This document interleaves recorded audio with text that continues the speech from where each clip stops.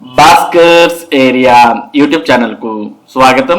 ఈ రోజు ఉన్నటువంటి విద్య మరియు ఉద్యోగ సంబంధిత సమాచారంలోకి వెళ్తే, చాలా కాలంగా ఉద్యోగాల కోసం ఎదురు చూస్తున్నటువంటి ఆ డిఎస్సి అభ్యర్థులకు మరి కూటమి ప్రభుత్వమైన న్యాయం చేసేనా అనే దానికి సంబంధించి ఇక్కడ సమాచారాన్ని మనం చూస్తూ ఉన్నాం. ఆశగా ఎదురు చూస్తున్న ఉపాధ్యాయ అభ్యర్థులు, విలీన మండలాల్లోని డిఎస్సి అభ్యర్థుల సమస్యలు తీరేనా? పోలవరం ముంపు విలీన మండలాల్లోని డిఎస్సి 2008 అభ్యర్థులు కూటమి ప్రభుత్వం అధికారంలోకి వచ్చిన తర్వాత తమ సమస్యలు పరిష్కారం అవుతాయని ఆశగా ఎదురు చూస్తున్నారు. తెలంగాణ రాష్ట్రం నుండి విడిపోయి ఆంధ్రప్రదేశ్ లో కలిసిన 7 విలీన మండలాల డిఎస్సి 2008 అభ్యర్థులకు పోలవరం ముంపు ప్రాంతాల్లో 10 ఏళ్ల నుండి నేటికి ఖాళీగా ఉన్న 119 పోస్టులను ఎంటీఎస్ పద్ధతిలో భర్తీ చేయాలని కోరుతున్నారు. ఇటీవల అభ్యర్థులు విద్యాశాఖ మంత్రి నారా లోకేష్ ను కలిసి ఆయన దృష్టికి తీసుకెళ్లారు. గత ప్రభుత్వంలో అమలుకు నోచుకోక, అటు తెలంగాణలో గుర్తింపు లేక, ఇటు ఆంధ్రప్రదేశ్ ప్రభుత్వం వీరిని పరిగణనలోకి తీసుకోకపోవడంతో ఉభయ గోదావరి జిల్లాలకు డిఎస్సి 2008 అభ్యర్థులకు తీవ్ర సమస్యగా మారుతోంది. గతంలో వైఎస్ రాజశేఖర రెడ్డి హయాంలో 70:30 వలన ఇబ్బంది పడిన వారికి గతంలో 62 మంది అభ్యర్థుల్లో 2కి తెలంగాణలో అర్హత కల్పించారు. అదే విధంగా మిగతా 60 మంది అభ్యర్థులు జనరల్ మెరిట్ లిస్ట్ ఆధారంగా ఉత్తీర్ణత సాధించారు. సుమారు 10 ఏళ్లుగా ఆయా మండలాల్లో 119 ఖాళీల్లో ఉండగా ఎంటీఎస్ పద్ధతిలో ఈ 60 మంది అభ్యర్థులు అర్హులుగా ఉన్నప్పటికీ నేటికి పరిగణనలోకి తీసుకోలేదు. ఈ వ్యవహారంపై తెలంగాణ నుండి అభ్యర్థుల జాబితా ఆంధ్రప్రదేశ్ ప్రభుత్వానికి అందినట్టు సమాచారం. తద్వారా చర్యలు తీసుకోవడానికి కూటమి ప్రభుత్వం సిద్ధంగా ఉన్నట్టు సమాచారం. 2008 నుంచి ఇలా రాష్ట్ర విభజనకు ముందు 2008లో జరిగిన డిఎస్సిలో జిల్లాల వారీగా లక్షలాది మంది అభ్యర్థులు పరీక్షలకు హాజరయ్యారు. ఇందులో భాగంగానే ఉమ్మడి ఖమ్మం జిల్లా నుంచి diploma in education DEd, bachelor of education BEd అర్హత కలిగిన వారు స్కూల్ సెకండరీ గ్రేడ్ టీచర్స్ అనగా ఎస్జిటి పోస్టులకు పరీక్షలు రాశారు. రాష్ట్ర విభజన తర్వాత 2014లో పోలవరం ప్రాజెక్టు పరిధిలోని ఖమ్మం జిల్లాకు చెందిన 7 విలీన మండలాలను విలీనం చేశారు. తూర్పు గోదావరిలో 4, పశ్చిమ గోదావరిలో మరో 3 మండలాలను చేర్చారు.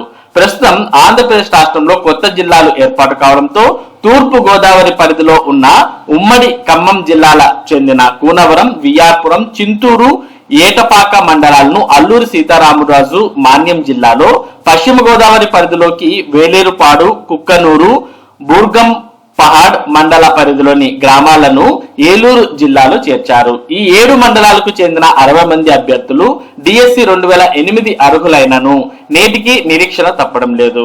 రాష్ట్ర వ్యాప్తంగా తూర్పు గోదావరితో సహా నియామకాలు జరిగిన ముంపు మండలాలకు అభ్యర్థులు ఉద్యోగ అవకాశాలకు నోచుకోలేదు.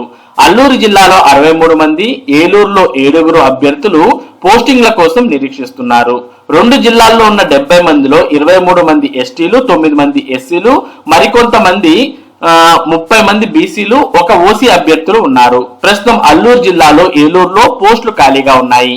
వీటిలో తెలంగాణ నుండి అందిన రిపోర్ట్ల ఆధారంగా తమకు మానవతా దృక్పథంతో విద్యాశాఖ మంత్రి నారా లోకేష్ తగిన పరిశీలన చేసి ఎంటీఎస్ పద్ధతిలో అభ్యర్థులను భర్తీ చేయాలని పోలవరం ముంపు ప్రాంత విలీన మండలాలకి చెందినటువంటి డిఎస్సి 2008 అభ్యర్థులు కోరుతూ ఉన్నారు. మరి 2008 డిఎస్సి నుంచి ఆశగా ఎదురు చూస్తున్నటువంటి ఈ ఉపాధ్యాయ అభ్యర్థులకు ప్రస్తుతం ఉన్న కూటమి ప్రభుత్వమైన మరి ఆ డిఎస్సి అభ్యర్థుల యొక్క సమస్యను తీర్చాలి అని వారంతా కూడా భావిస్తున్న విషయాన్ని మనం చూడవచ్చు. ఇక మరోపక్క ఆంధ్రప్రదేశ్ రాష్ట్రంలో గత ప్రభుత్వం తీసుకొచ్చినటువంటి జీవో 117 ను ప్రస్తుతం ఉన్నటువంటి కూటమి ప్రభుత్వం రద్దు చేయబోతోంది.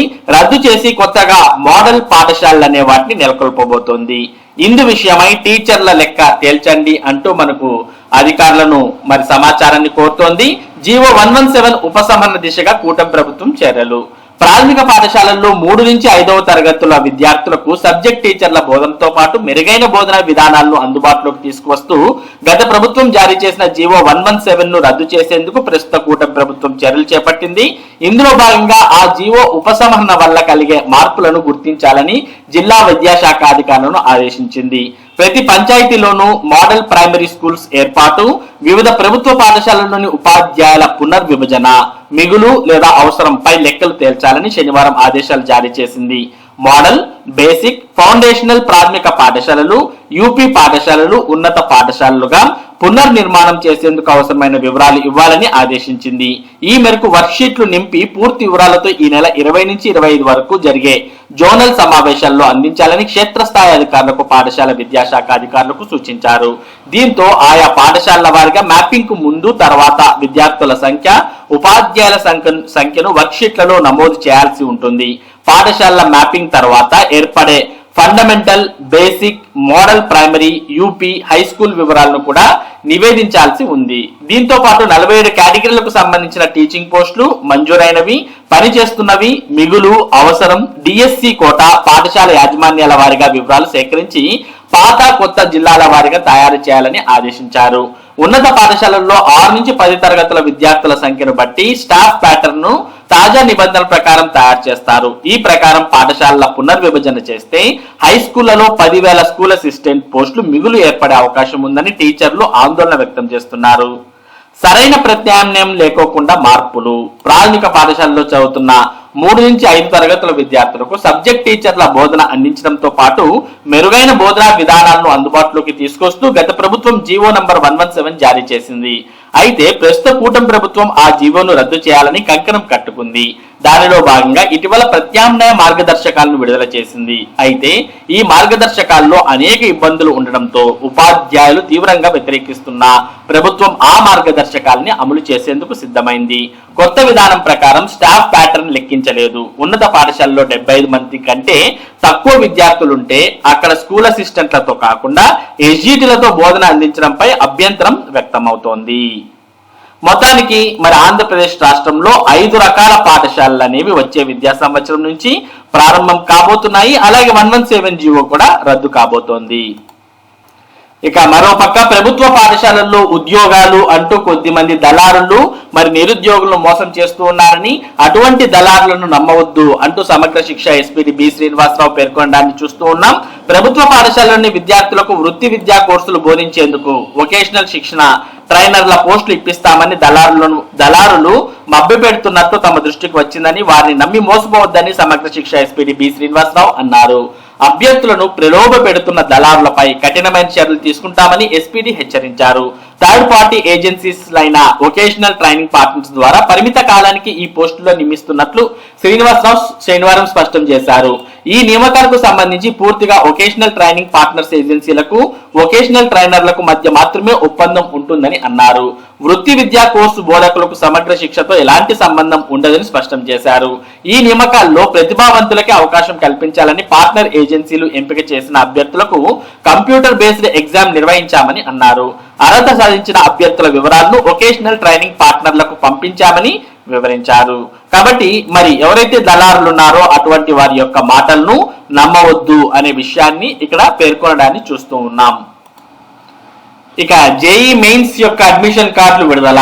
దేశవ్యాప్తంగా ఈ నెల 22వ తేదీ నుంచి ప్రారంభం కానున్న జేఈ మెయిన్ ఆన్లైన్ పరీక్షలకు అడ్మిట్ కార్డులు అనగా హాల్ టికెట్లను జాతీయ పరీక్షల సంస్థ ఎన్టీఏ శనివారం విడుదల చేసింది. ఈ నెల 22, 23, 24 తేదీల్లో జరిగే పరీక్షలకు మాత్రమే ప్రస్తుతం వాటిని అందుబాటులో ఉంచింది. వాటిని విద్యార్థులు ఎన్టీఏ వెబ్సైట్ నుంచి డౌన్లోడ్ చేసుకోవచ్చు. ఈ నెల 28, 29, 30 తేదీల్లో జరిగే పరీక్షలకు తర్వాత జారీ చేస్తారు. చివరి రోజైన 30వ తేదీన బిఆర్క్ బి ప్లానింగ్ సీట్ల కోసం పేపర్ 2 నిర్వహిస్తారు. మిగిలిన రోజుల్లో బీటెక్ లో ప్రవేశానికి పేపర్ 1 జరుగుతుంది. దేశవ్యాప్తంగా 2 పేపర్లకు కలిపి 12 లక్షల మందికి పైగా దరఖాస్తు చేశారు. తెలుగు రాష్ట్రాల నుంచి సుమారు 1,50,000 మంది హాజరవుతారు. ప్రతిరోజు ఉదయం, మధ్యాహ్నం 2 షిఫ్టుల్లో పరీక్షలు జరుగుతాయి. పరీక్షా కేంద్రాలకు తీసుకెళ్లాల్సినవి ఇవి: ఎన్టీఏ వెబ్సైట్ నుంచి డౌన్లోడ్ చేసిన అడ్మిట్ కార్డ్, హాజరు పత్రంపై అతికించేందుకు ఒక పాస్పోర్ట్ సైజ్ ఫోటో, ఆన్లైన్ దరఖాస్తు చేసినప్పుడు అప్లోడ్ చేసిన గుర్తింపు card original, ball point pen, నీళ్లు బయటకు కనిపించేలా వాటర్ బాటిల్ తీసుకుని వెళ్ళాలి. ఇక వీటిని ధరించి రావద్దు. బూట్లు, అడుగు భాగాన మందంగా ఉన్న చెప్పులు సోల్, పెద్ద గుండీలు ఉన్న చొక్కా ఇటువంటివన్నీ కూడా మరి ధరించి రాకూడదు. మరి జేఈ పరీక్షలు అనేవి ఈ నెల 22వ తేదీ నుంచి ప్రారంభం కాబోతున్నాయి. వీటికి సంబంధించిన అడ్మిట్ కార్డ్స్ ను విద్యార్థులు డౌన్లోడ్ చేసుకుని పరీక్షకు హాజరు కావచ్చు. మరి ఇవి ఈ రోజు ఉన్నటువంటి విద్య మరియు ఉద్యోగ సంబంధిత సమాచారం. ఇటువంటి ముఖ్యమైన సమాచారాన్ని భాస్కర్స్ ఏరియా మీకు అందిస్తూ ఉంటుంది. మరి ఈ సమాచారం మీరు మిస్ కాకుండా ఎప్పటికప్పుడు పొందాలి అంటే మన భాస్కర్స్ ఏరియా యూట్యూబ్ ఛానల్ కు సబ్స్క్రైబ్ అవ్వండి. Thank you for watching this video.